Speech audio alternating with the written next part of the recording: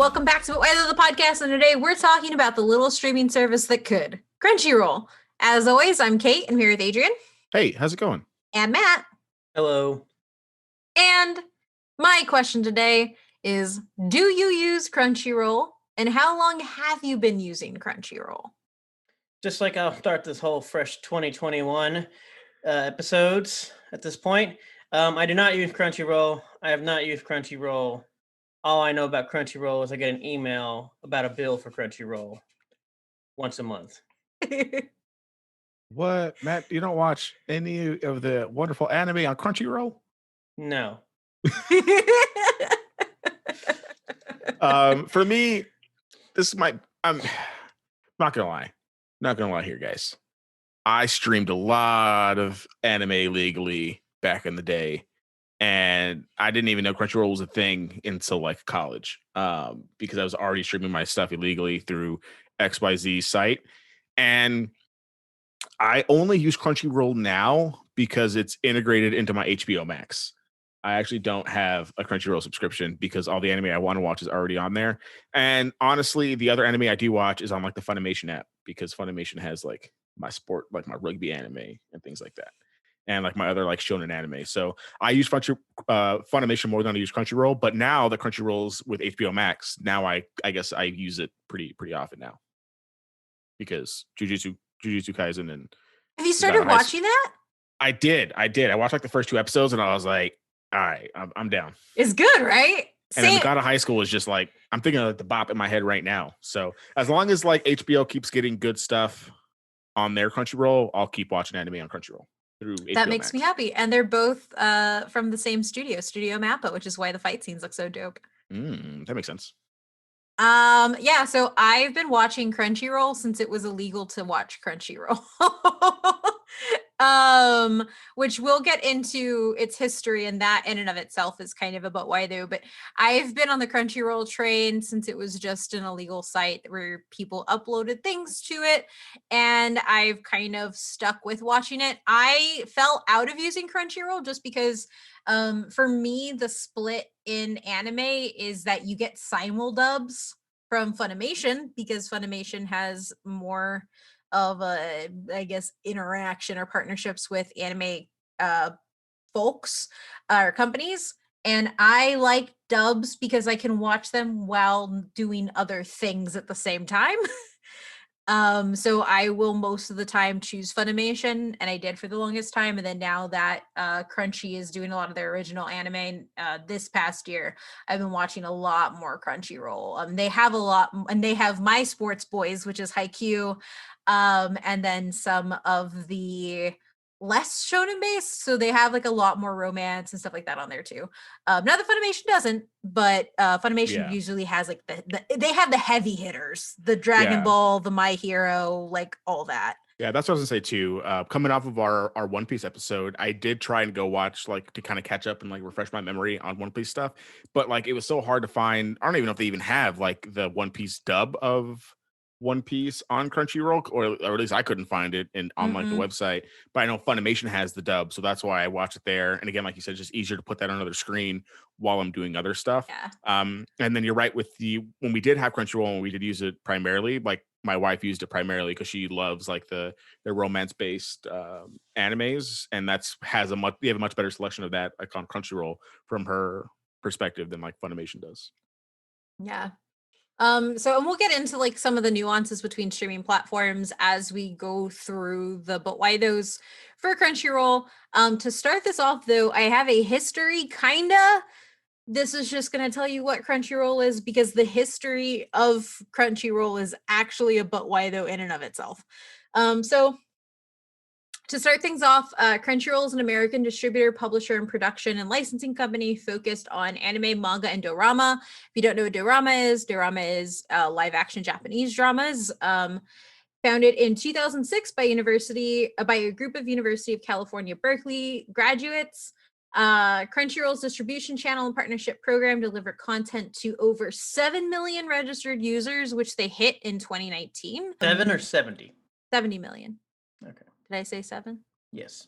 They have over 70 million users worldwide, and they hit that number last year in 2019, or that was for 2019, announced last year in 2020 that was their subscription base. Crunchyroll has offices in San Francisco, LA, London, Barcelona, Vancouver, Chisinau, and Tokyo, and is a member of the Association of Japanese Animations, AJA. Crunchyroll Hime, also known as Hime, is their official adorable mascot.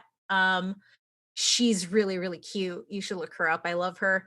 And Crunchyroll offers in total over 1,000 anime shows, more than 200 East Asian and 200 East Asian genres, dramas to users, as well as 80 manga titles. As Crunchyroll manga, although not all programming is available worldwide due to licensing restrictions. We'll talk a lot about licensing this episode. The manga and anime space is very interesting in that you can have somebody who controls the English licensing rights for a printed piece, but not the visual ones. And then that person can then, like, Yashahime is the best example. Viz owns the rights, but Viz doesn't have its own platform to show manga or anime on, so it distributes it through Crunchy, Funimation, and Hulu, which is a whole big thing. Crunchyroll passed 1 million paid subscribers in 2017 and has over 3 million paid subscribers as of 2020. To break down the 70 million registered users versus paid subscribers, you can have Crunchyroll as a free service. You just watch everything with ads. And then you have the paid Crunchyroll service, which gives you access to simulcasts, which are things that are casted at the same time as they are in Japan, usually about an hour apart, as well as I think they have like a larger manga selection, and you get access to more episodes at a time, and sometimes different dubs. So those are kind of the differences. And then they have like weird incentives for their store. You get like, I don't know. It's dumb. I have the paid version because I don't like ads. Crunchyroll also selects some anime titles for release on home video through its distribution partners, which are Funimation, Sentai, Viz, Discotek in North America, and then Anime Limited in the United Kingdom. To put it simply, Crunchyroll has its foot in literally every piece of Japanese pop culture that you can get in the United States. And that is a very big thing. And we'll get into why that history is, but why though after this? Yeah, because if your roll's a little bit crunchy, Manscaped has the products for you. Support for But Why Though is brought to you by Manscaped, the best in men's below-the-waist grooming. Big news, Manscaped just released their new cologne scent to help you feel good and smell good all over, all the time. Everyone knows Manscaped has the perfect package 3.0 for all your below-the-waist grooming needs, but they didn't stop there. No, they did not. Complete your grooming game with the new refined cologne signature scent by Manscaped. With the same signature scent that's in all Manscaped formulas, this is a cologne perfect to complement the others in the collection. Light, approachable, and gentlemanly, all in the right ways. Think of it as your right-hand man for the night to keep you fresh and ready for anything. Calming and inviting, this signature scent introduces a light citrus burst before settling into the anchoring notes of vetiver and a woodsy masculine finish. The 50 milliliter spray cologne is even hyperallergenic, cruelty-free, dye-free, paraben-free, and 100% vegan. This beautifully designed bottle makes a statement, and the manly scent is attractive to set the mood. Also, be sure to check out the Perfect Package 3.0 with all the essentials for your below-the-waist grooming needs, including the Lawnmower 3.0 trimmer and crop formulation. Yes, I'm talking about ball deodorant and toner to keep your testes besties. Get 20% off and free shipping with code BUTWHYTHOUGH at manscaped.com. That's 20% off with free shipping at manscaped.com when you use code BUTWHYTHO. Look good, smell good, feel good with Manscaped. Your balls, and now your body, will thank you. Okay, so the history of Crunchyroll is about why though in of itself, because it's a little bonkers, and it is Crunchyroll's rise is literally why we have competitive streaming platforms in anime. Netflix does not start co-producing or licensing anime out if this doesn't happen. Hulu, same thing. So when we look at this, Crunchyroll started in 2006 as a for-profit video upload and streaming site that specialized in hosting East Asian video content. It essentially works like a YouTube for specifically anime and then like Starcraft videos, weirdly enough. So like Those were very valuable, by the way. so if like on Anime in America, which is a podcast that Crunchyroll produced, hosted by Edo A. Travis, the founder of Crunchyroll kind of talked about how it started. And it was essentially just people sitting in their college dorm room and they were like watching StarCraft videos. And they were like, this is a lot and it's eating our computer. Maybe we could just do it where people upload it and we can watch it instead of using torrents. And so they essentially just built a YouTube video upload site where you could upload your anime. And in their particular case, what they wanted at first, StarCraft. It was the go-to website that was mainly for anime and gaming videos. And once they got found, they ended up running out of bandwidth uses for the site. And like they maxed out, like when you hear the founder talk about it, they kept maxing out credit cards because they had to keep buying more bandwidth. Because apparently what happened was Alexa at the time ranked them. And once they got ranked, everybody was finding their site. So if you're not familiar with the subbing process, usually things won't get subbed into English until they're officially licensed. And that means that especially in the early 2000s, there was a lot of content that was just behind that region difference. And so what would happen is that anime fans would torrent content from Japan, and then you would have fans who would then translate that content. It was all legally done, and to kind of like make it in like a more like drawn out way, it's the way manga is scanlated illegally. So essentially, you have fans of it who pick it up, you use the Japanese raws, and then somebody reletters, redraws, and puts in the English translation for it. These folks are highly talented. Like, I don't think, I mean, this is not me condoning illegal things, but fan subbers and scanlators are very talented people. And so this would happen for fan subbing and fan dubbing, although fan subbing was more prominent of Japanese content. Some of the content hosted on Crunchyroll included fan subbed versions of all of the shows. And then the reason that illegal streaming sites exist by and large is because the content just wasn't available in the US. And this happens immediately after the first boom of anime, which is the Toonami generation, right? So like everybody realizes that anime can be extremely lucrative.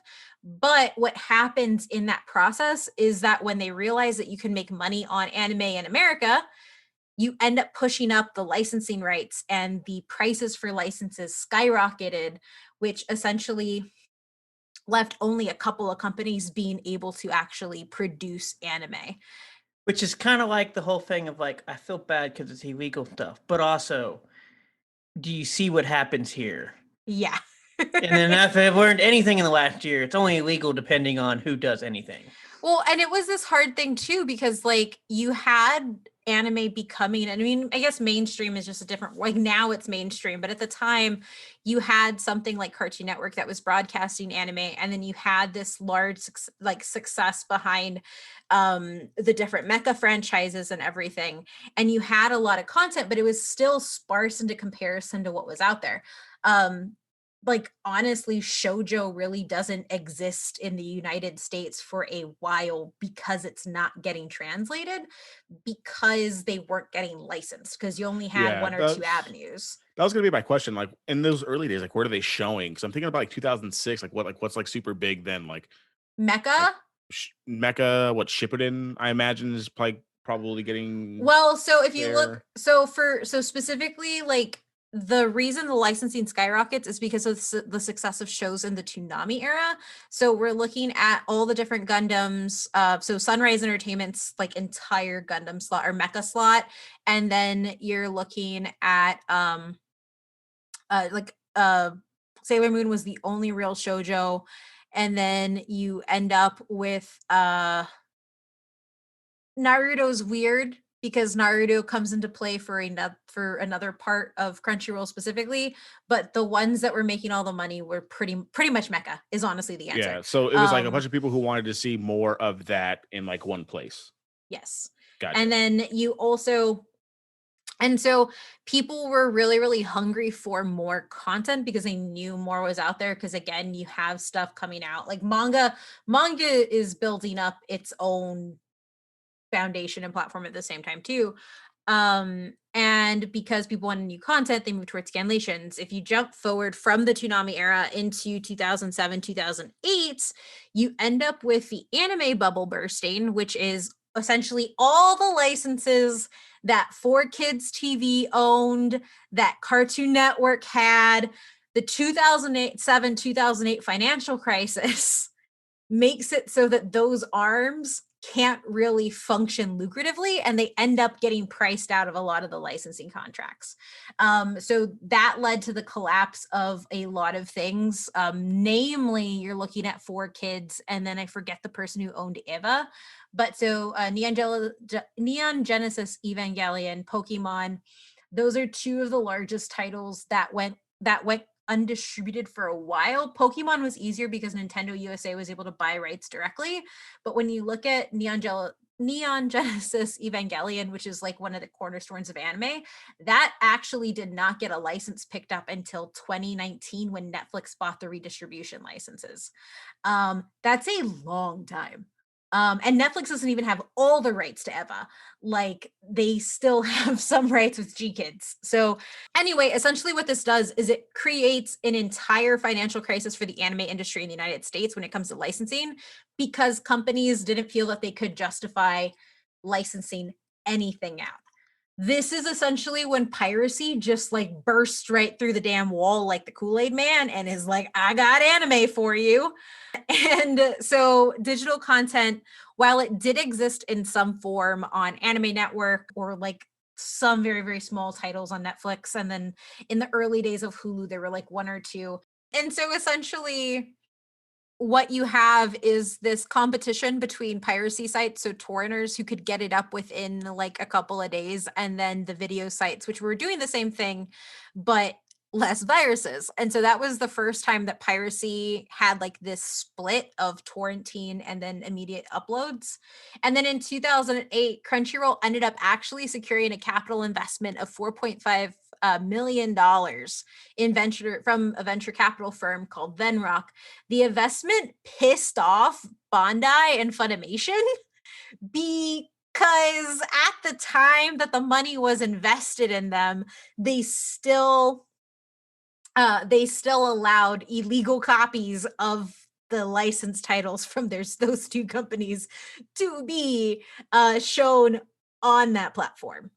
But on New Year's Eve of 2008, they ended up deleting all of their backlog of illegal content because the little babies became a subscription platform. So while the folks at Bandai and Funimation really fought about the idea of empowering Crunchyroll, the company was still able to secure legal distribution rights with companies including Gonzo, and ultimately would end up striking a deal with TV Tokyo. This is similar to the format that Faku did. So Faku is the hentai publisher in the United States. They started as a scanlation and fan subbing, because fan subbing also exists for hentai, company that essentially said, hey, these are all the numbers that we have. You could pay us to distribute your stuff legally, and we can give you those numbers. Faku did it a little bit differently in that they slowly phased out content over time, whereas Crunchyroll just straight up deleted any sort of illegal and copyright infringing content. This meant that once it became a platform, it had very, very small number of titles. But by agreeing to delete all of the copyright infringing material, they were able to work with companies to actually secure licensing rights, because their argument to them was this: these are all of the people who are paying attention to us. These are our millions of users.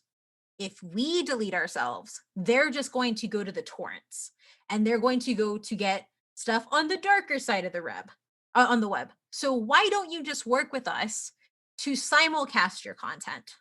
And so in January of 2008, they ended up announcing a deal with TV Tokyo to host episodes of Naruto Shippuden, which is where Naruto comes back. And Crunchyroll essentially stated that it was committed to moving all their material and only hosting legitimate content. What came from this deal was the very first simulcasts, and simulcasts are now a standard when it comes to anime. This actually worked in two ways. One, it allowed Crunchyroll to stay on top of the game and not losing out to pirating sites, because the beauty of pirating is it's still free. But because they were getting content an hour after Japan was and putting that up an hour after, they removed the need of anime watchers to go to something that's fast by being the fastest. And because they were able to sub that content, they were able to get more people invested to pay the money.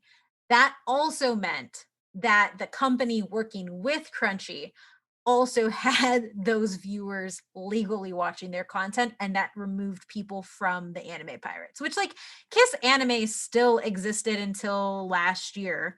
So like this didn't solve the piracy issue. There is still stuff that isn't licensed in the United States. Yeah, I was gonna say, like, if you're getting millions of users and like even like a fraction of those decide to like pay for your thing, that's better than millions of users going to go to pirate your stuff through like other Mm-hmm. means. There's people who are like dead set on pirating are gonna pirate regardless. You know how many people like pirated Game of Thrones? Like didn't want to pay, the whatever money to go watch Game of Thrones and still pirated like every episode of every season. Like that's just gonna happen. But Yeah. if you can lock those in, like lock them in. Because Make your money. essentially, those are the two types of people who pirate anime content. You have the person who just doesn't want to pay, or you have the person who just wants to watch the thing quickly. And you're with Crunchyroll's model, you got the person who just wanted to watch the thing quickly. And so this is where I say that I'm not condoning illegal reading or watching of manga and anime. This is just me describing the big streaming boom that happened, because Crunchyroll was the first digital manga or anime platform that you could watch anime on in this way, that wasn't video on demand, that had simulcast, and they kind of set the standard for what anime platforms are now. It also needs to point it out that the biggest problem that Crunchyroll ran into was subbing the content they were getting from Japan, because they weren't given any resources to do that. So essentially, when a company secures licensing rights, they have to localize that content. And so the localization process is everything from like what 4Kids did by changing a gun to finger hands, to actually translating the content through subs or through dubs. So what essentially Crunchyroll did was they actually reached out to the fan subbing community, and they hired past fan subbers to come in and legally sub the anime. And so essentially they had content that they were doing as a fan before, and now they're actually getting paid to do it, which I included just because that's just really cool, and actually really similar to how a lot of manga translators get their start in manga as well. And also a lot before, obviously, a lot of modders from which we've talked about before in games that happen as well. Oh yeah, that's right. Which goes back to like, don't be like Disney and just hog your content from everybody. You got like a whole new workforce that gets built up on it. But yeah, the easiest thing that made Crunchyroll kind of outshine other platforms or other people that were distributing anime at the time was the fact that Funimation just licensed anything. Because of their actual platform, they were able to let more niche content, which kind of brings us back to like those romances. But Haikyuu, like, the thing is like Funimation doesn't have a license for Haikyuu on their platform, because Funimation's main breadwinner is physical content, because Funimation owns and retains physical distribution rights for a lot of those things. Because of that, because Crunchyroll didn't start out as physical distribution, they were able to take more risks on stuff that they saw succeeding from pirated sites and everything like that, and just live on streaming. Ultimately, what happens here is you end up with a rise of simulcast, and you have every single anime thing in existence trying to make a streaming platform. So Viz came up with Neon Alley, which they then sold to Hulu, which now is completely integrated into Hulu, is just Hulu's anime section. But they did a simulcast of Inuyasha Final Act. Funimation did their first simulcast was Full Metal Alchemist Brotherhood, and then ultimately now you end up with the current streaming setup where if something is licensed out to multiple platforms, the one that has the fastest publication of that episode will be the one that people primarily watch it on. The reason I say that is because while Funimation has the simul dubs of My Hero Academia, the other places, Hulu and Crunchyroll, where My Hero also shows up on, does not have those dubs as quickly as they do on Funimation's platform. So that's where you end up with all the differences that end up sprouting out. But all of this stems from Crunchyroll's proof of concept, and everybody wants a piece of it. And now you end up with Netflix being probably one of the heaviest hitters coming into 2021 with their lineup of content. Yeah, I mean that has to be like, I mean, just so far. I know we have some other things to talk about, but that has to be like one of like their biggest contributions, right? Like if you're pushing bigger companies to do simulcast, like that in and of itself, like just makes our community better. Because as someone who like refuses to watch some stuff in sub, you can fight me all you want, but I'm not listening to Goku in Japanese. I just can't do it. I can't do it. I need Sean Shamel or I need nobody. So when they started like, you know, getting our dubs faster for Super and things like that, I can't imagine like how much that helps like other big anime where people, you know, can't watch sub for whatever reason, have that dub immediately. Same thing for like My Hero. I watched My Hero in sub or in dub first. So when I couldn't watch it in sub or couldn't watch it in dub, like I just didn't watch it until the dubs came out. Now they're coming out faster. It's just better. So even if I don't use Crunchyroll, like that's a huge contribution to just the, you know, anime in general.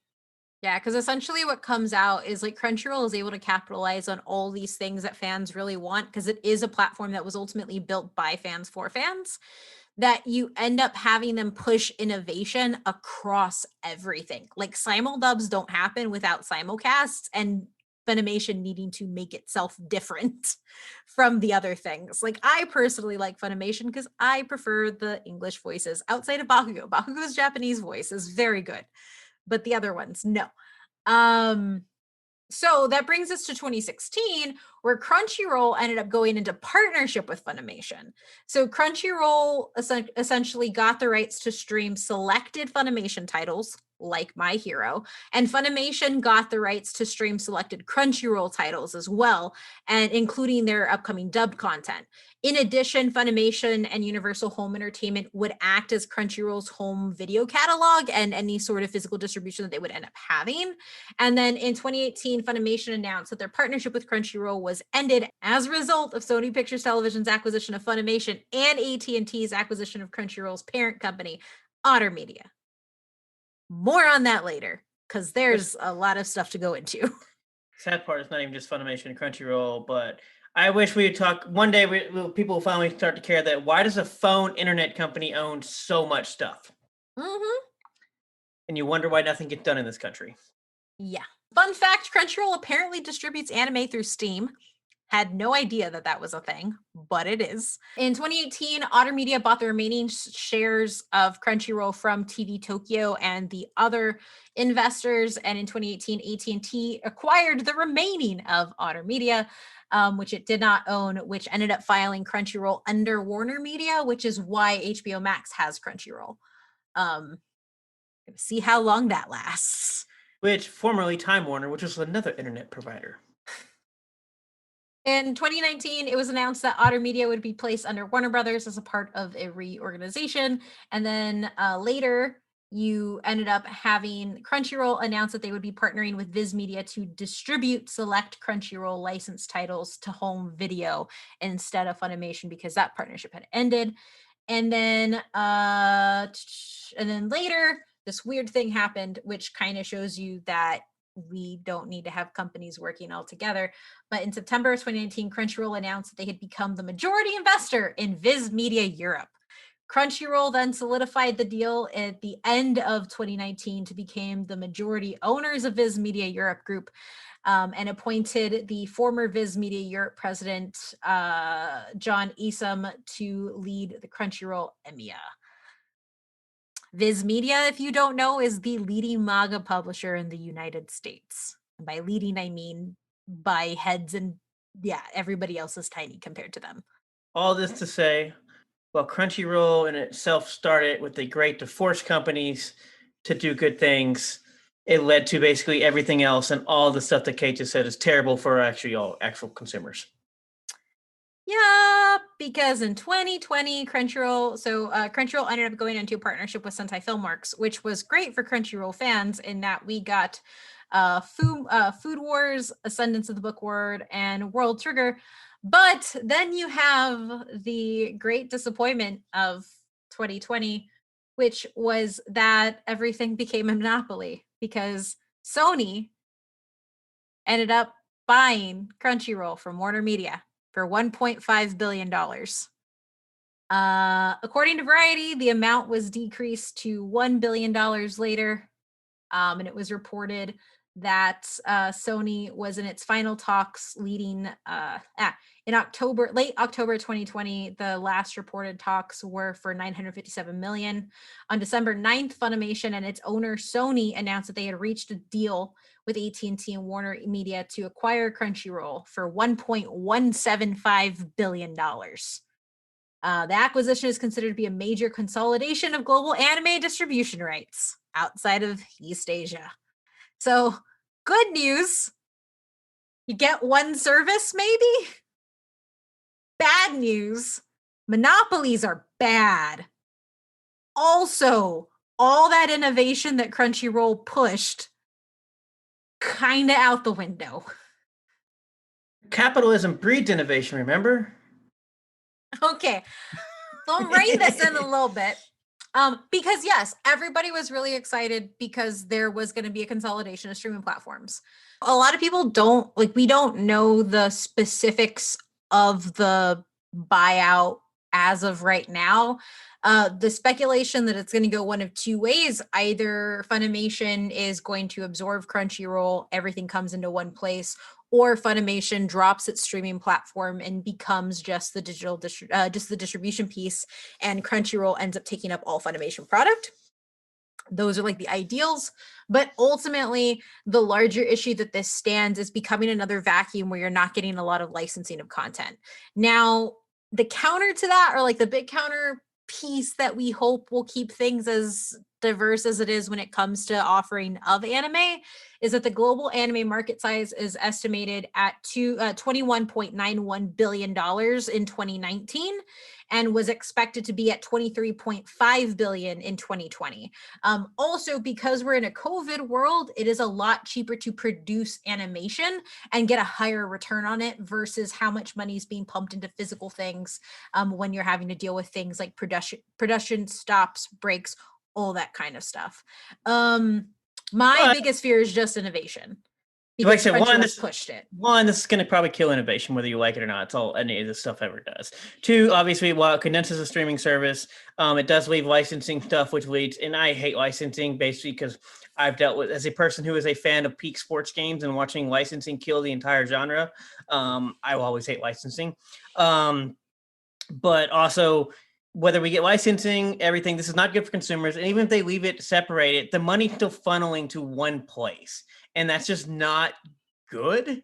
And I don't know why all of a sudden we wonder, we just forgot in the last 20 years that monopolies are bad. And so we just let companies buy other companies. And now we have AT&T, which is literally just was a phone service ISP that literally owns half of the internet. Well, AT&T lost this. Technically, Netflix is going to come out as a savior in this because the only platform that is competitively pricing out for licensing deals is Netflix.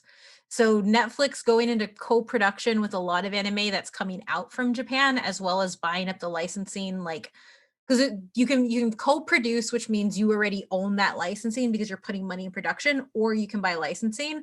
Netflix has been doing both, but Netflix has been pushing more towards co-production in and of itself. So it looks like Netflix is going to be like the main driving force that is like that. If there's going to be an innovator, it's going to be Netflix, but sadly Netflix as a streaming platform doesn't actually have the fan awareness to push it because anime at the end of the day isn't Netflix's thing. So what do you think is going to happen? Are we going to get just one service with Funimation and Crunchyroll? Do we foresee like Sony getting bought out by like the rights for anime like getting bought out by like Netflix because they just have, I'd imagine, probably more money to do so? Like what's like the next thing you think is going to happen? So I don't honestly know. In a perfect world, Crunchyroll stays as its own thing because of the next but why though. In 2020, Crunchyroll unveiled an entire slate of original programming. And the reason that this is really important is like the question of what anime is has been kind of amorphous for a while because anime as it exists, it's really just it's become more of a genre descriptor because anime, as we know it traditionally, like Japanese animation, has been outsourcing animation programs to Korea for like multiple years now. So you're not like you can't even define anime as Japanese animated stories because it's just not anymore. Is that why? And this is going to be a stupid question. And again, I'm just getting into like the series, but is this why God of High School takes place in Korea? So, God of High School was one of the Crunchyroll original anime, and that is because it was so Naver owns Webtoon. Naver is a South Korean company. Webtoons is the American arm of that, and so essentially they ended up signing the rights for multiple Webtoons comics and then getting adapted. So it is now having Korean material being adapted into animation, but that's done by Studio Mappa, which is a Japanese company. Gotcha. Okay, that makes so much more sense. I was so confused. I was like, because like there's like you said before, like the traditional sense of anime is like, oh, it's a Japanese thing. So when the whole thing's taking place in Seoul, I was like, what is going on here? Because I'm listening to this in Japanese in Korea. Okay, that makes a lot more sense. Yeah, because ultimately what's happening right now with a lot of the Crunchyroll animations is that it's actually opening up anime beyond just Japanese content. And that's actually good for both animation companies and writers outside of Japan, but also good for Japan in and of itself, because this goes into the innovation piece. But Crunchyroll is able to do that because of the money that they've been putting into those programs. So the several series that they have as originals that are coming out range from things that come directly from Japan and then webtoons and then original creations. So you have Inspector that came out in January, and that was animated by Brainspace, and that was adapted by a Japanese novel. Tower of God is adaptation of a webtoon, so that's Korean. Again, The God of High School, also Korean. Gigabyte, which is an original work by Ryo-Oki, so not based on any sort of manga or story beforehand. You have Tonikawa Over the Moon, which is an adaptation of a manga. You have Noblesse, which is another webtoon adaptation. Onyx Equinox, which is an entirely original work from a Mexican creator based out of the United States. And that one is a Mesoamerican themed anime that came from Crunchyroll's personal animation studios. So I'm a Spider. So What is based on a light novel series. X-Arm is an animation adaptation of a manga. Freak Angels is another webcomic. High Guardian Spice is an original work by Ray Rodriguez. Also coming from Crunchyroll Studios, and then you have Meiji Gekken Swords and Guns, which is an original work. When they got bought, they didn't just get bought for their licenses; they also got bought in their entirety, which includes their animation studios. The reasons it's scary is that all of that's in limbo now. So Crunchyroll's latest innovation, like I said, is pushing this beyond just the stuff that's getting licensed from Japan. And that's kind of where the biggest fear is like, okay, are we going to get another season of God of High School? Are we going to get another season of Noblesse? Are we going to get another season of Tower of God? Or is all of this stuff going to fall to the wayside to favor the companies that Sony already has investments in the anime sphere?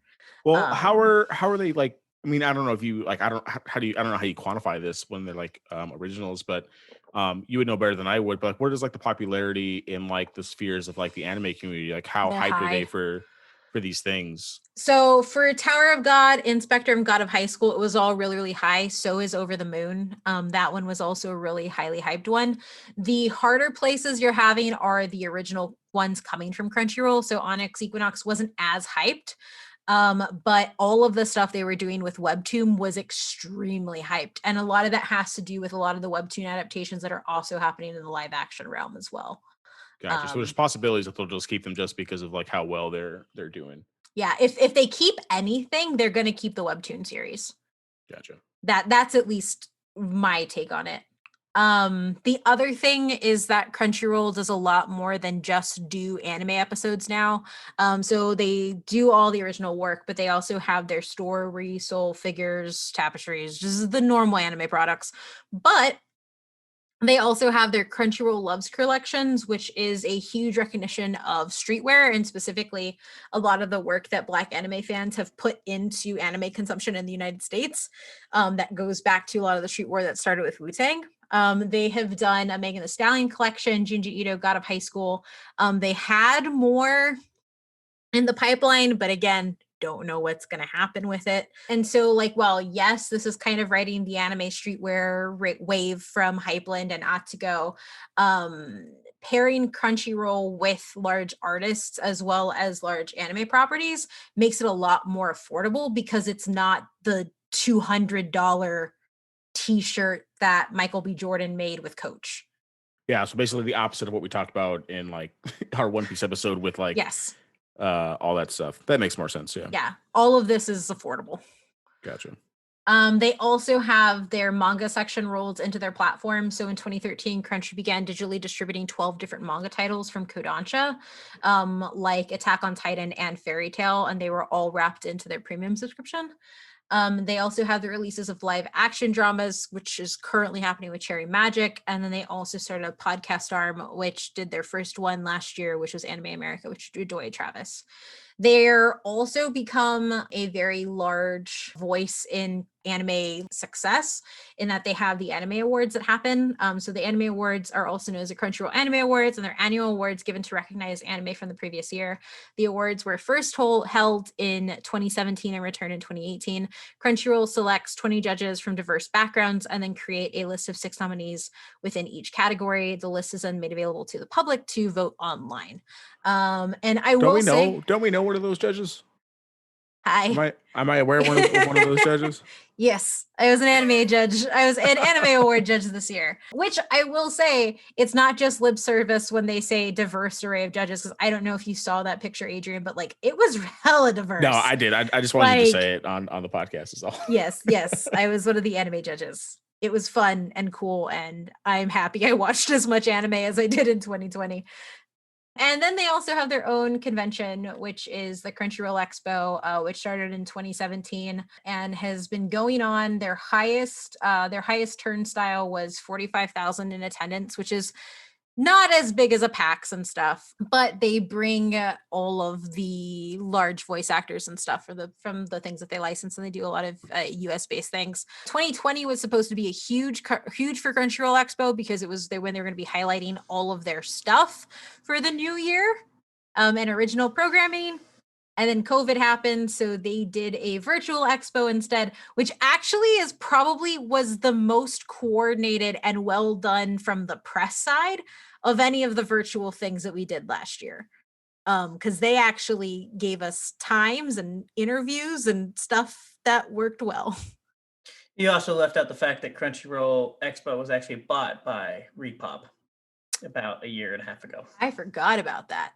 So, if anything, the writing on the wall dissolving of Crunchyroll has already been on the round. But it makes sense that they'd be able to put on a good convention, right? Like they got their start on the internet. Like, well that's the thing. Well, I said they did it for 18 thing, and then they literally after 2019 that expo happened, and then they get bought. Well, I'm actually surprised now that you pointed that out. Not that like I didn't know, but like I just forgot because PAX Online was awful. It was just very bad. And like the Crunchyroll Expo Online was actually very good. So I don't know why there was such a difference. I don't know, but they're both owned by the same people. Because Yes. Repop is another monopoly. Yes. Because they own like every convention except for NYCC and San Diego. Like all the other big ones they own. But yeah, and that's pretty much where we're at. And it kind of sucks because describing all the stuff that Crunchyroll has and does now is kind of tainted by the fact that we don't know if it's all going to keep existing because of the sale. But those are actually the reasons, like, why, to answer your question, Adrian, I just hope that whatever choices get made, Crunchyroll can still survive as a platform because of all the stuff that it's done outside of it. And I will say, from a press perspective, and from a perspective of getting to work with them and seeing the type of opportunities that they make available for like different types of creators, like YouTubers, and just in general, like, they care about building community and they care about building diverse communities. Sadly, I've been left on red and know quite a few people that were left on red from Funimation when it comes to opportunities. So and I think a lot of that is just because Funimation is Funimation. They do so much, they get so much, and they own the big three and the future of the big three, that they don't really have to work with a lot of different and smaller communities like Crunchyroll has had to do. And so I kind of worry for what it means for community building, as well as like people that are up and coming in the anime space. I feel like if Crunchyroll gets left behind, it is going to be a lot harder to break into this space than it already is. Yeah, I definitely see that. Yeah. And like they're like literally two of the shows on here are from Latinx creators from their original like lineup. Like that's like really cool. And like we're not getting a lot of that. Netflix is coming in hot though with a lot of their new original animations that they're doing from the American side. But it's all coming from one studio. I love Powerhouse with all Yeah. my heart, but it is still just coming from one studio. So I don't know. I'm really hesitant to what everything will bring. I also just want Crunchyroll to be okay because they've done a lot. And I think doing the research for this episode, I didn't realize how much exactly they did to actually push anime to the space that it is now in the United States. So yeah, final thoughts. Cool. Monopolies are bad. I'm still not going to watch Crunchyroll. Here we are. Yeah, I think for me, like I said at the top, look, I don't subscribe to Crunchyroll all the time. Like if something comes out that I know that I can only get on Crunchyroll, then I'll watch it on Crunchyroll. But yeah, the Sony sucks really sucks because I really do enjoy that I can watch everything in one spot. And like for years, and we've had these conversations multiple times, like, over the years of like, dude, I just wish I could just have everything in one spot, like the good old days of cable. And now I feel like I'm paying more than I do for cable now, like with all Yeah. these streaming services. So I know monopolies are bad, but I also don't like having to watch every different show on different streaming services. So I did like the partnership where I could just watch Jujutsu Kaisen, because I don't know if I would have watched Jujutsu Kaisen without it being on HBO Yeah. Max. You know what I mean? But I do enjoy, and I think like the biggest thing that for me that's coming out of this episode is that they push people to do what was it, the simulcast? Yeah. Yeah, like that's huge, right? Like that like lets me watch my anime in like the version that I watched it in. Because for me, if I watch something in the dub first, then I'm gonna watch it in the dub basically the entire time. If I watch something in the sub first, I'm gonna watch it in the sub the entire time. So pushing that innovation and making that more of a standard, even pushing it for a company like Funimation, who, like you said, owns like the biggest anime and can just basically do whatever they want. If they felt the need to do that because a small little pirating company like Crunchyroll did that, like that's super, super huge. And that's innovation that we like. But I'm hoping for the best. Yeah. I don't want to have to like illegally stream stuff because it's just like a pain to find stuff. But hope Crunchyroll keeps going. I do like their originals. The God of High School is great. I'm about to start Tower of God. I'm excited for Onyx Equinox. Like there are things in Crunchyroll that they're doing that I am excited for. I just hope that they, like you said, I hope they get to keep doing it because they are coming out with really, really great content of their own at this point. Yeah. And I will say Crunchyroll is also technically free. Like you get more stuff with the premium, but you can still watch it free, which I don't remember if Funimation does it or not. I don't remember off the top of my head, actually. I don't think they do have a free option. Maybe they do. I don't know. I've Because been I paying know for they it for so have long. like 2 tiers, but I don't know if it's actually free. But yeah. So that's it on that. That's Crunchyroll. I think they're great. The Anime Awards voting opens on January 15th. So if you want to vote for your favorite anime from last year, just go to crunchyroll.com and they should have all of the stuff for you to jump into and start voting for everything. And yeah. As always, if you like this show and you want to support us a little bit more, head over to patreon.com/butwhythoughpc, patreon.com/butwhythopc, and you can find me on Twitter at omamithrandir, where I'm probably still talking about Jujutsu Kaisen. Adrian? Yeah, before I say my thing, I do have a question. As the judge, what's your anime of the year? I know they can find this on the website, but for our podcast listeners, like, what's your anime of the year from last year? Jujutsu Kaisen. Jujutsu Kaisen. That's what I figured. Yeah, it's Jujutsu good. Kaisen. It's good, It's y'all. real good, man. Like, I don't even like horror stuff, and it's good. It's real good. But you can find me on Twitter, probably also talking about Jujutsu Kaisen. I'm gonna go watch an episode right now on Twitter at SuperRuiz93, SuperRuiz93. Matt? So I think for this year we should invest in guillotines instead of corporations.